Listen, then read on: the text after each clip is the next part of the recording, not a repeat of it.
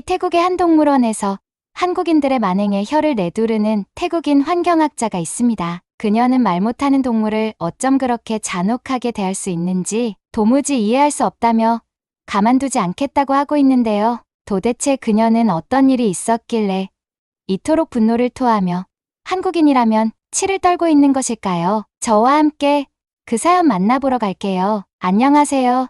저는 방콕 대학교를 졸업하고 태국의 환경을 공부하는 환경학자 수파라라고 해요. 누구보다 환경에 대해 관심이 많고 자부심도 대단하다는 걸 제 스스로도 느끼는 요즘이랍니다. 방콕의 오후는 햇빛이 너무 강렬하고 뜨거웠어요. 밖에 나가자마자 끈적한 습기가 제 피부에 들러붙었고 동물원까지 단순히 걷는 것조차 마치 전쟁을 치르는 것처럼 힘들게 느껴졌습니다. 예전에 동물원에 여러 번 가봤지만 오늘은 뭔가 달랐어요. 오늘 저는 단순한 방문자가 아니었거든요. 저는 한 가지 목적을 가지고 있었어요. 얼마 전에 한국 관광객들이 동물들을 학대했다는 소식이 들렸을 때 제 안에서 뭔가가 끌어올랐어요. 그 사건을 무시할 수 없었죠. 저는 환경과학자로서 조사하는 훈련을 받았어요. 세상을 비판적으로 바라보는 법을 배웠죠. 그 소문 뒤에 숨겨진 진실이 뭔지 알고 싶었어요. 한국 사람들이 동물에 무관심하고 동물 복지에 신경 쓰지 않으며 가끔은 잔인하기까지 하다는 이야기들이 제게 들려왔어요. 그런 이야기는 대학에서 들은 수업이나 동료들과의 대화 속에서 자주 나왔었죠. 동물원에서 벌어진 그날의 사건 이후로 그 소문들은 제 머릿속에서 떠나지 않았습니다. 동물원에 도착하니 사람들이 북적이고 동물들의 울음소리가 울려 퍼졌습니다. 부모들은 손에 손을 잡고 아이들을 이끌며 전시장을 돌아다녔고 학생들은 무리지어 시끌벅적하게 웃고 떠들며 지나갔습니다. 그 순간 저는 이곳에 어울리지 않는 사람처럼 느껴졌어요. 다른 사람들은 단순히 즐거운 시간을 보내고 있었지만 저는 그렇지 않았거든요. 저는 더 무거운 이유로 여기에 있었어요. 오늘의 주요 볼거리는 핀초라는 원숭이가 나오는 쇼였습니다. 핀초는 동물원에서 꽤 유명해진 원숭이였어요. 재주가 많고 장난기 넘치는 모습을 자주 보여준다고 했죠. 쇼가 시작되기 전 저는 이미 공연장 앞쪽에 자리를 잡았어요. 핸들러가 준비하는 모습을 보았는데 그는 30쯤 되어 보였고 왠지 초조한 기운을 풍기고 있었어요. 사람들이 나누는 대화를 엿들으니 그는 한국인인 것 같았어요. 그 사실을 알고 나니 제 마음이 조금 무거워졌습니다. 공연이 시작되자 관객들은 크게 웃고 박수를 치며 틴초의 재주에 열광했지만 제 시선은 핸들러에게 고정되어 있었어요. 핸들러는 어딘가 불만이 있어 보였어요. 핀초는 모든 동작을 정확하게 수행했지만 그에게 주어지는 보상은 없었어요. 핸들러는 바나나를 들고 핀초를 놀리듯 계속 보여줬지만 끝내주지 않았죠. 핀초의 눈은 간절하게 바나나를 쫓았고 그의 작은 손은 그 바나나를 잡으려 애썼습니다. 하지만 핸들러는 바나나를 주지 않았어요. 시간이 지날수록 핀초의 동작은 점점 느려지고 서툴러졌어요. 마침내 공연이 끝났을 때 관객들은 여전히 환호했지만 핀초는 움직이지 않았습니다. 그는 그저 핸들러를 멍하게 바라보며 힘없이 서 있었어요. 더 이상 노력할 필요가 없다는 걸 알고 있는 것처럼 보였어요. 그 장면을 보고 제 속이 뒤틀렸어요. 가슴 속에서 분노가 일어났습니다. 이건 단순한 오해가 아니었어요. 분명히 잔인한 행동이었어요. 사람들이 하나둘 공연장을 떠나기 시작하자 저는 무대 뒤쪽으로 가까이 다가가 보기로 했어요. 그러자 핸들러가 공연장에서 지었던 가식적인 미소를 지우고 핀초를 꾸짖는 모습을 볼 수 있었습니다. 무슨 말을 하는지는 다 알아듣지 못했지만 그의 화난 목소리는 분명했어요. 핀초는 조용히 앉아 땅을 바라보고 있었어요. 핸들러는 여전히 바나나를 손에 들고 있었고 핀초 앞에서 바나나를 비웃듯 흔들고 있었어요. 그가 무슨 말을 중얼거리더니 결국 바나나를 바닥에 던졌습니다. 바나나는 더러운 땅에 떨어졌고 핀초는 그것조차도 집으려 하지 않았습니다. 그 장면을 보고 저는 그만 돌아섰습니다. 속이 메스꺼웠어요. 동물원 입구로 돌아가는 길이 흐릿하게 느껴졌습니다. 머릿속은 온통 핀초 생각뿐이었어요. 핀초의 멍한 눈빛과 아무리 노력해도 받을 수 없었던 보상을 떠올렸어요. 핸들러의 행동은 잔인했지만 아무렇지도 않게 박수치는 관객들의 모습은 저를 더 불편하게 만들었습니다. 이 사건은 제가 들었던 모든 것을 확인시켜 주는 듯 했어요. 대학에서 들었던 이야기들, 읽었던 기사들, 대화 속에서 나왔던 말들 모두가 한 가지 결론을 향하고 있었습니다. 한국 사람들은 동물에 관심이 없다. 저도 그 결론이 위험하다는 걸 알았어요. 과학자로서 증거를 찾아야 한다는 걸 배웠고, 섣부른 판단을 피해야 한다는 것도 알고 있었습니다. 하지만 오늘은 그 증거가 명확해 보였어요. 집에 돌아왔지만 마음이 편치 않았어요. 책상 앞에 앉아 연구 자료를 펼쳐놓고 있었지만 제 생각은 여전히 핀초에게 머물러 있었습니다. 제가 본 장면을 부정할 수는 없었어요. 핸들러는 한국인이었고 그가 동물을 학대했어요. 하지만 한 사람의 행동을 가지고 전체 나라를 비난하는 게 과연 옳은 일일까요? 저는 잔인함을 본 적이 많아요. 그것은 어느 한 나라에만 국한된 문제가 아니었어요. 방콕 대학교에서 학생으로 있을 때 세계 여러 나라에서 발생한 동물학대 사례들을 공부했었죠. 태국 역시 문제를 안고 있었어요. 관광산업에서 코끼리를 학대하는 문제나 불법 야생동물 거래와 같은 것들이 여전히 해결되지 않은 채 남아 있었죠. 동물 착취에 대해서는 어느 나라도 자유롭지 않았습니다. 그럼에도 불구하고 오늘 제가 느낀 분노는 단순히 핸들러 때문만은 아니었던 것 같아요. 그것은 제가 오랫동안 들어온 이야기들 때문이었어요. 그 이야기들은 제가 한국에 대해 가졌던 생각을 만들어냈죠. 한국이 동물을 학대하는 나라라는 이미지가 틴초의 공연을 보기 훨씬 전부터 제 마음속에 새겨져 있었던 겁니다. 그렇지만 이게 과연 공정한 판단일까요? 몇몇 사람들의 행동만으로 한 문화를 판단할 수 있을까요? 제 노트를 바라보며 저는 선택해야 한다는 걸 깨달았습니다. 제 분노를 그대로 품고 원망으로 키워갈 것인지 아니면 더 깊이 파헤쳐 진실을 찾아낼 것인지 말이죠. 저는 그날 결심했습니다. 이번 사건 하나로 한국에 대한 제 생각을 정하지 않기로요. 겉으로 드러난 것만 보고 판단하지 않고 들은 이야기를 넘어서서 직접 진실을 알아보겠다고요. 이 상황에는 더 많은 것들이 숨겨져 있을 테니까요. 그리고 저는 그 진실을 반드시 알아내고 말겠다고 다짐했습니다. 동물원 행정 건물 안으로 들어섰을 때 마음이 무겁고 머릿속은 온갖 혼란스러운 생각들로 가득 차 있었습니다. 밖에서는 태양이 강하게 내리쬐고 있었고 그 열기가 몸을 감싸며 숨막히게 느껴졌습니다. 습기는 피부에 달라붙었지만 제 생각은 온통 다른 곳에 있었습니다. 조금 전 봤던 장면이 계속해서 머릿속을 맴돌았습니다. 핀초라는 작은 원숭이가 더 이상 묘기를 부리지 않으려는 모습. 그리고 그것이 그 핸들러의 잔인함 때문이었다는 사실이 떠오르면서 마음이 무겁게 내려앉았습니다. 내가 오랫동안 가지고 있던 한국에 대한 생각, 동물들을 대하는 태도에 대한 의심이 결국 확인된 것처럼 느껴졌습니다. 사무실 안은 시원했고 에어컨 덕분에 바깥의 더위로부터 잠시나마 벗어날 수 있었습니다. 유리문을 지나면서 한 걸음 한 걸음이 무거웠습니다. 이번 만남은 쉬운 일이 아니란 걸 알았지만 목격한 학대에 대해 그냥 넘어갈 수는 없었습니다. 동물들은 더 나은 대우를 받을 자격이 있었고 저는 그에 대한 답을 찾아야 했습니다. 접수처로 다가가던 중 문 옆에 서 있는 한 남자가 눈에 들어왔습니다. 그는 제 쪽을 바라보지 않았지만 저는 그를 바로 알아챘습니다. 바로 조금 전 핀초에게 잔인하게 굴던 그 핸들러였습니다. 그의 자세는 긴장되어 있었고 낮은 목소리로 다른 직원과 대화를 나누고 있었습니다. 모든 말을 들을 수는 없었지만 대화의 톤만으로도 그들이 언쟁을 벌이고 있다는 것을 느낄 수 있었습니다. 오늘 당신의 행동은 정말 부끄러웠어요. 직원이 좀 더 큰 목소리로 말했고 저도 모르게 귀를 기울였습니다. 핀초가 제대로 공연을 하지 못한 건 당신이 그를 어떻게 대했는지 때문이에요. 여긴 한국이 아니에요. 당신 멋대로 할 수 없다고요. 저는 그 자리에 얼어붙었습니다. 숨이 턱 막혔습니다. 한국 사람이 아니라고? 저는 머릿속으로 필사적으로 이 말을 이해하려 했습니다. 핸들러가 그가 한국인이 아니라고?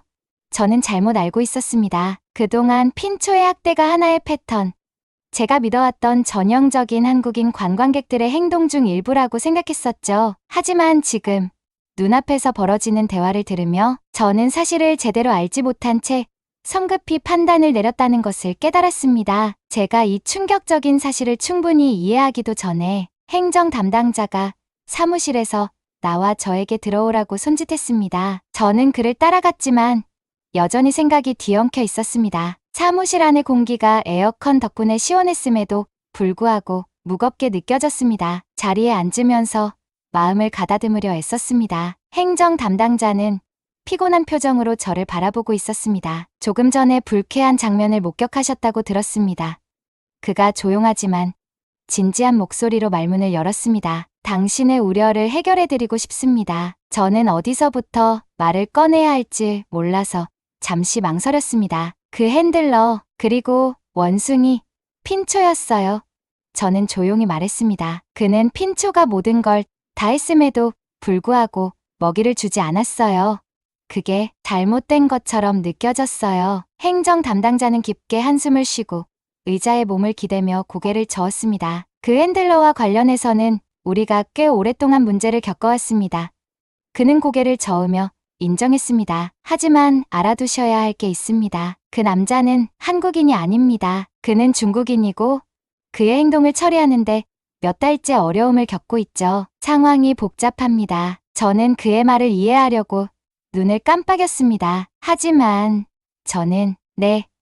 그가 부드럽게 저를 말을 끊고 계속했습니다. 이해합니다. 화가 났을 때는 성급하게 판단하기 쉬운 법이죠. 하지만 그 핸들러의 행동은 우리 동물원의 가치와 일치하지 않습니다. 그리고 그것이 모든 한국인들의 행동을 대변하는 것은 결코 아닙니다. 그는 잠시 말을 멈추고 좌절감을 드러내며 눈을 깜빡였습니다. 사실은 저희는 그를 제거하려고 오랫동안 노력해왔지만 그가 타이오팡이라는 강력한 중국 자금 후원자의 보호를 받고 있어 바로 조치를 취하기가 어렵습니다. 수치심이 밀려왔습니다. 저는 너무나도 빠르게 판단했고 한국인 관광객들에 대한 의심을 쉽게 확신해버렸습니다. 하지만 진짜 문제는 다른 곳에 있었던 것입니다. 행정 담당자는 계속해서 한국인 관광객들이 동물 복지를 위해 가장 적극적으로 참여하고 있다는 이야기를 해주었습니다. 그들은 동물 학대를 막기 위해 나섰고 잘못된 행동을 목격했을 때는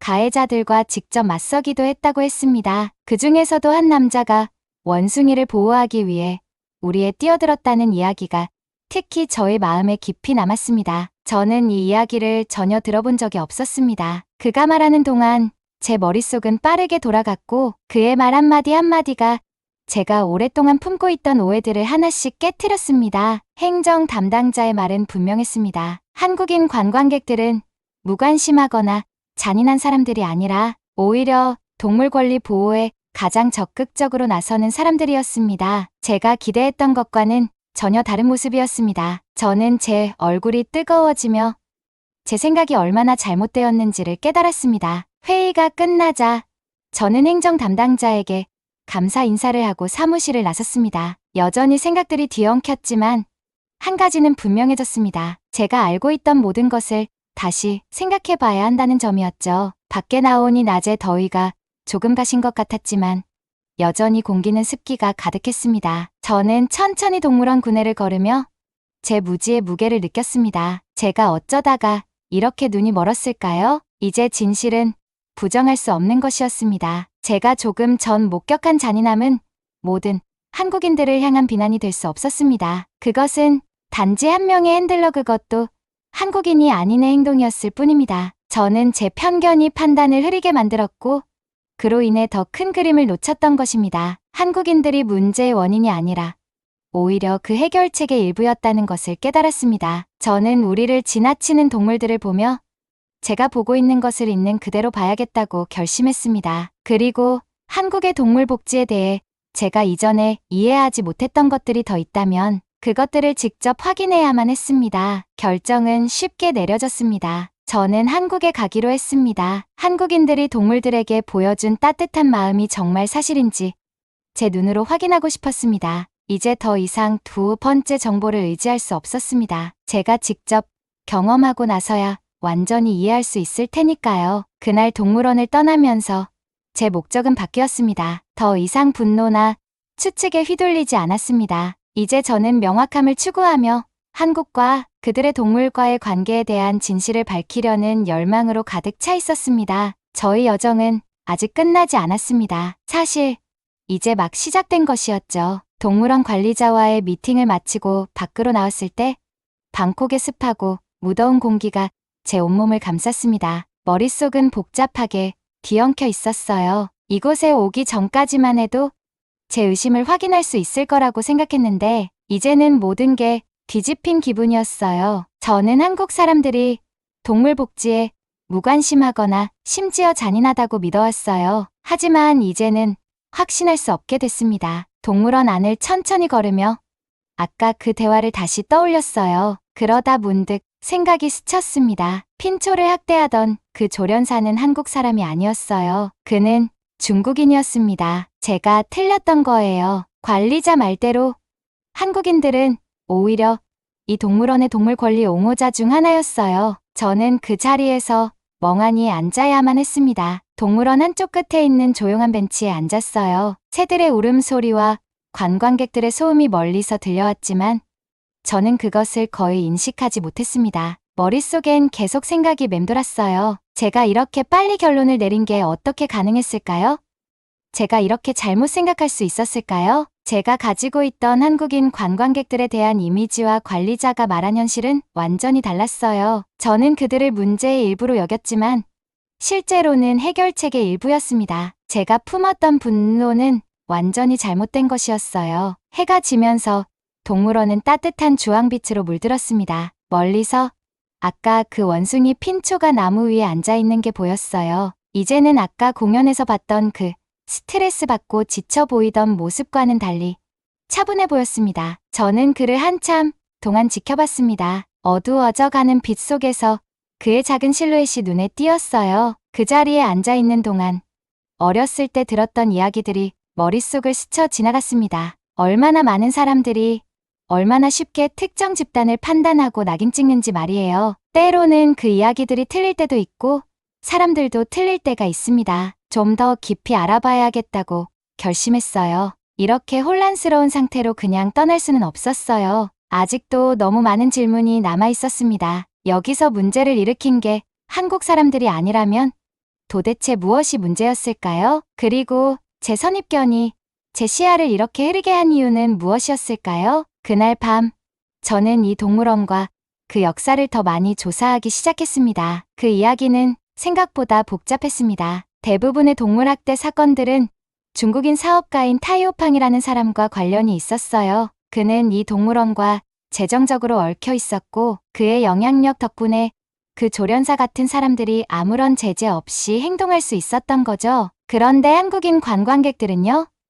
그들은 기부금을 내고 청원을 조직하고 동물원 환경을 개선하기 위해 자원봉사까지 했던 사람들이었어요. 하나하나 기사를 읽어나가면서 제 안에서 무언가가 바뀌기 시작했습니다. 이제 더 이상 화가 나지 않았습니다. 대신 진실을 알고 싶다는 강한 의지가 생겼어요. 이 동물원에 대한 것뿐만 아니라 한국과 동물 복지에 대한 진실을요. 제가 동물 권리를 위해 싸우려면 절반의 진실이나 잘못된 가정에 기반해서는 안 된다는 걸 알았어요. 그래서 더 알아봐야 했습니다. 다음 날 바로 한국행 비행기를 예약했습니다. 비행시간은 길지 않았지만 저에게는 무척 길게 느껴졌습니다. 한국에 도착하면 과연 무엇을 보게 될까 계속 궁금했어요. 제 머릿속에 그려진 한국의 모습은 이미 많이 달라졌어요. 과연 한국이 제가 기대한 것처럼 정말로 동물 복지에 앞서 있는 나라일까요? 서울에 도착한 건 늦은 밤이었어요. 그럼에도 불구하고 도시는 활기찼습니다. 네온사인들이 밝은 빛을 발하고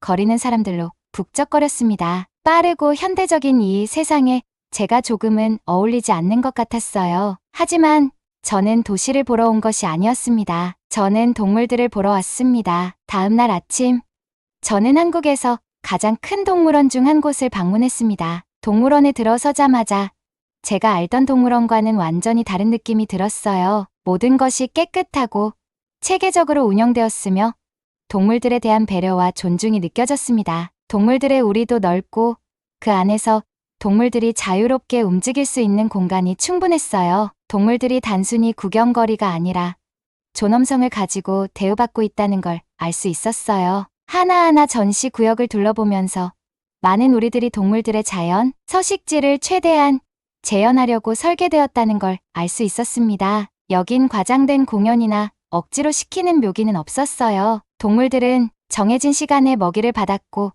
직원들이 정기적으로 건강 상태를 확인하고 있었습니다. 이 동물원이 동물 복지를 매우 중요하게 여긴다는 것이 분명했습니다. 곳곳에 설치된 안내판에는 멸종 위기종 보호를 위한 동물원의 노력과 다른 나라와 협력하여 동물들의 환경을 개선하는 내용이 적혀 있었습니다. 이런 수준의 동물원을 본 적이 없었어요. 가장 인상 깊었던 곳은 구조된 동물들을 위한 구역이었어요. 태국을 포함해 다른 나라에서 학대를 당한 원숭이, 코끼리, 심지어 곰까지 있었어요. 한 한국인 사육사가 구조된 원숭이들에게 조심스럽게 먹이를 주는 모습을 지켜봤는데 그녀의 손길은 매우 부드럽고 세심했습니다. 방콕에서 봤던 것과는 완전히 다른 광경이었어요. 여기 원숭이들은 차분하고 건강하며 분명히 잘 돌봄을 받고 있었어요. 그날 하루 종일 저는 동물원을 돌아다니며 관찰하고 메모하고 몇몇 직원들과 이야기를 나눴습니다. 그들은 자신의 일에 열정적이었고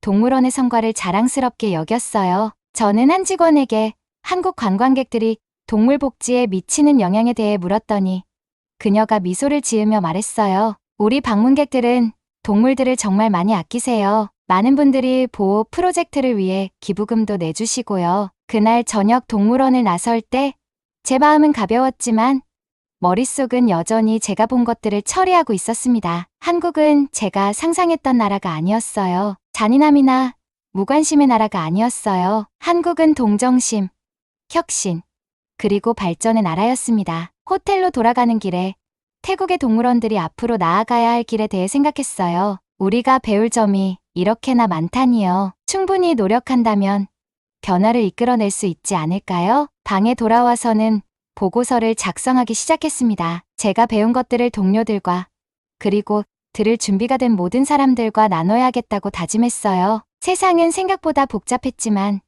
그만큼 희망적이기도 했습니다. 저는 이곳에 잘못된 생각으로 왔지만 이해와 깨달음을 안고 떠나고 있었습니다. 서울에 도착하니 공기가 맑고 상쾌했어요. 도시 전체가 활기차게 돌아가고 있었고 사람들과 차들이 거리를 가득 메운 소리가 끊이지 않았죠. 한국에 오기 전에 알게 된 것들을 아직도 마음속에서 정리하지 못한 상태였어요. 제가 가지고 있던 선입견은 완전히 무너졌고 이제는 확실하지 않지만 궁금한 마음이 컸어요. 그래서 한국에 온 이유는 딱 하나였어요. 이 나라에서 동물들이 실제로 어떻게 대우받고 있는지 직접 눈으로 확인하고 싶었죠. 만약 제가 들었던 한국의 동물 복지에 대한 진보적인 이야기가 사실이라면 이건 제 태국에서의 일에도 큰 영향을 줄 수 있었거든요. 동물원으로 가는 차 안은 조용했고 그동안 많은 생각을 했어요. 창밖을 바라보며 도시가 서서히 초록빛 언덕으로 변하는 모습을 지켜봤죠. 빌딩들이 점점 사라지고 나무와 넓은 들판이 대신 나타났어요. 동물원에 가면 과연 무엇을 보게 될까 궁금했어요. 정말로 제가 들었던 것처럼 발달된 곳일까? 아니면 그 뒤에 숨겨진 어두운 진실이 있을까? 동물원 입구에 도착하니 굉장히 현대적인 느낌이었어요. 유리로 된 건물들과 디지털 표지판이 방문객들을 환영하고 있었죠. 안내원이 게이트 근처에서 저를 맞이하며 동물원의 미션이 적힌 브로셔를 건넸어요. 보전, 교육, 연구라는 3가지 목표를 내세우고 있더라고요. 동물원에 발을 들이자마자 이곳이 다른 곳과는 다르다는 걸 느꼈어요. 우리라고 부를 만한 게 없었고 작고 슬퍼 보이는 공간도 없었어요. 그 대신 넓고 생기 넘치는 공간들이었죠. 각 서식지는 동물들이 원래 살아가던 자연 환경을 최대한 비슷하게 만들어 놓았더라고요. 원숭이들이 나무에서 자유롭게 놀 수 있도록 울창한 나무들이 있고 새들이 물장구를 칠 수 있는 넓은 연못도 있었으며 큰 포유동물들이 뛰어다닐 수 있는 푸른 들판도 마련되어 있었어요. 저는 가장 먼저 영장류 구역으로 갔어요. 그곳에서 원숭이들이 어떻게 대우받고 있는지 궁금했거든요. 방콕 동물원의 원숭이 핀초가 문득 떠올랐어요. 그가 음식을 놀림받던 기억이 아직도 저를 괴롭히고 있었죠. 슬픈 눈빛과 지쳐 보이는 작은 얼굴이 아직도 잊혀지지 않아요. 이곳에서는 다른 모습을 볼 수 있길 바랐어요. 그리고 제 바람은 이루어졌어요. 영장류들은 자유롭게 움직이고 서로 어울리며 놀고 있었어요. 조련사가 억지로 묘기를 시키는 모습도 음식을 가지고 놀리는 사람도 없었죠. 한 직원이 가까이에서 조용히 지켜보고만 있었어요. 동물들에게 간섭하지 않고 필요할 때만 개입하는 것 같았어요. 그녀는 각 영장류가 맞춤형 식단을 가지고 있으며 그들의 건강 상태는 실시간으로 첨단 기술에 의해 모니터링 된다고 설명해 주더라고요. 만약 어떤 동물이 스트레스나 질병 징후를 보이면 시스템이 즉시 직원들에게 경고를 해준다고 했어요. 저는 몇 시간을 동물원에서 더 보냈죠. 이런 한국의 시스템을 더 들여다보고 싶었거든요. 한 전시장에서 다른 전시장으로 옮기면서 동물들이 받는 보살핌에 감탄하지 않을 수 없었죠. 동물들을 위한 배려가 단순한 생각이 아니라 그들의 모든 활동의 중심에 있다는 게 느껴졌어요. 특히 눈에 띄었던 전시장은 부상당한 동물들을 재활시키는 공간이었어요. 제가 있는 동안 수의사들이 구조된 호랑이의 다리 상처를 치료하는 모습을 지켜봤어요. 그들은 최신 의료 장비를 사용하고 있었죠. 언뜻 보기에도 고가의 장비들이었고 하나하나 장비들의 구역을 깔끔하게 정리하여 최적의 동선을 활용하는 모습까지 볼 수 있었어요. 각각의 장비들은 일사불란하게 그리고 정확하게 각자의 하리를 톡톡히 해주는 모습이 정말 감명 깊었습니다. 그런데도 그 호랑이는 겁에 질리거나 불안해하지 않고 차분하게 사람들을 신뢰하는 듯 보였어요. 태국에서 자주 봤던 혼란스럽고 불안한 상황들과는 완전히 달랐죠. 그곳에서는 자원이 부족해 동물 치료가 급하게 이루어지거나 충분하지 않은 경우가 많았거든요. 그리고 무엇보다 제가 한국인들을 높게 산 이유는 바로 이거예요. 그 이유는 바로 한국인 직원들은 대부분 자신들의 일에 열정적이었다는 것이죠. 그들은 많은 동물들이 불법 야생동물 거래나 학대에서 구조되었다고 말해줬어요. 한국은 멸종 위기에 처한 종을 보호하는 엄격한 법을 가지고 있으며 동물원은 정부와 협력해 이러한 법을 엄격하게 시행하고 있더라고요. 그들의 헌신적인 모습은 정말 인상 깊었고 많은 감동을 받았어요. 하지만 저를 가장 감동시킨 건 동물원이 대중교육에 쏟는 노력이었어요. 방문객들에게 동물 복지와 보전에 대해 가르치는데 전념한 프로그램들이 있었거든요. 아이들은 동물들을 보면서 눈이 반짝였고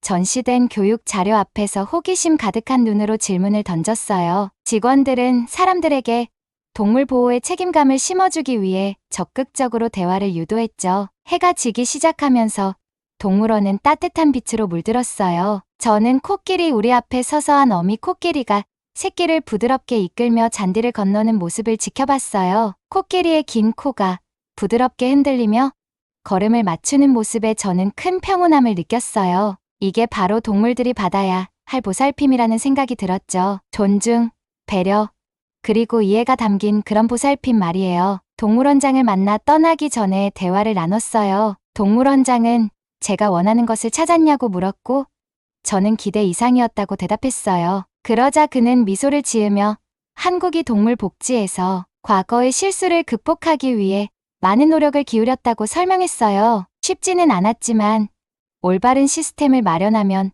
어느 나라든 더 나아질 수 있다고 믿는다고 했죠. 그는 제가 본 것을 다른 사람들과 공유해 진정한 변화가 가능하다는 메시지를 퍼뜨리기를 권했어요. 태국으로 돌아가는 비행기 안에서 배운 모든 것들을 곱씹어봤어요. 한국 방문은 제게 큰 깨달음을 주었어요. 저는 이곳에 와서 제 의심을 확인하려고 했고 제가 가졌던 부정적인 생각들이 맞다는 걸 증명하려고 했었죠. 그런데 오히려 동물 복지에서 앞서가고 있는 나라를 발견하게 되었고 동물들이 마땅히 받아야 할 존중을 받고 있다는 것을 알게 되었어요. 제 일이 끝난 게 아니었어요. 어쩌면 이제 시작일지도 모르죠. 한국에서 배울 수 있는 것이 너무 많았어요. 저는 그 지식을 태국으로 가져가기로 결심했어요. 우리나라 동물원에서도 더 나은 관행을 추진하고 사람들이 동물들을 더 잘 돌볼 수 있도록 해야 한다고 보여주고 싶었어요. 쉽지는 않겠지만 이제 희망이 생겼어요. 가능성을 봤으니까요. 그리고 그 가능성을 실현할 때까지 멈추지 않을 거예요. 방콕에 도착했을 때